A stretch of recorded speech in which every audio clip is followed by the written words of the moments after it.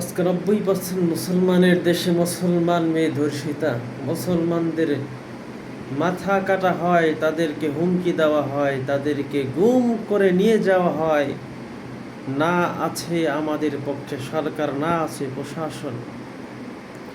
এখন এই মুহূর্তে মুসলমানরা যদি মুসলমানদের সাথে গাদ্দারি করে, আমরা মিছিলে বের হই, আমরা এই বিষয় নিয়ে প্রতিবাদ জানাই। আমাদের মুসলমানই যদি আমাদেরকে জঙ্গি বলে, তাহলে বেধর্মীরা কি বলবে?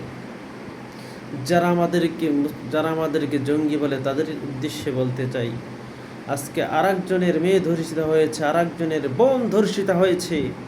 তোমার বোন ধর্ষিত হবে না নিশ্চয়তা কি? তোমার স্ত্রী ধর্ষিত হবে না, গুম হবে না, এটা নিশ্চয়তা কি? তুমি একে তো লড়াই করছোই না, মুসলমানদের পক্ষে নাই, আবার তুমি যারা নামে তাদেরকে তুমি জঙ্গি মৌলবিদি বলো। তোমার ইমান কোথায় গিয়ে দাঁড়িয়েছে? হ্যাঁ, তুমি ঠিক তখনই টের পাবে যখন তোমার বোন, তোমার স্ত্রী, তোমার কাছের কেউ ধর্ষিত হবে, তখনই তুমি বুঝতে পারবে। ভাই ও দোস্ত বুজুর্গ, আমরা কখনো এদেশের সরকার প্রশাসনের সাহায্য পাইনি।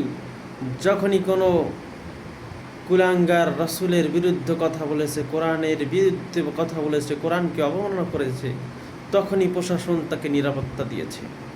কিন্তু যখন বিনা কারণে শুধু ধারণার উপর কোনো মুসলমানের কোনো দোষ হয়, তখন তারা সবাই মিলে মুসলমানদের উপর ঝাঁপিয়ে পড়ে। এমনকি প্রশাসন চুপ হয়ে যায়।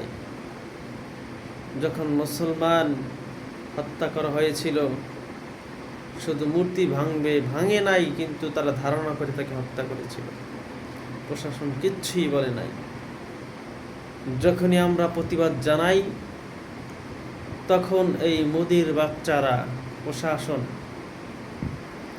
যারা মুসলমান, নামধারী মুসলমান, কিন্তু মূলত তারা হচ্ছে মোদির বাচ্চা,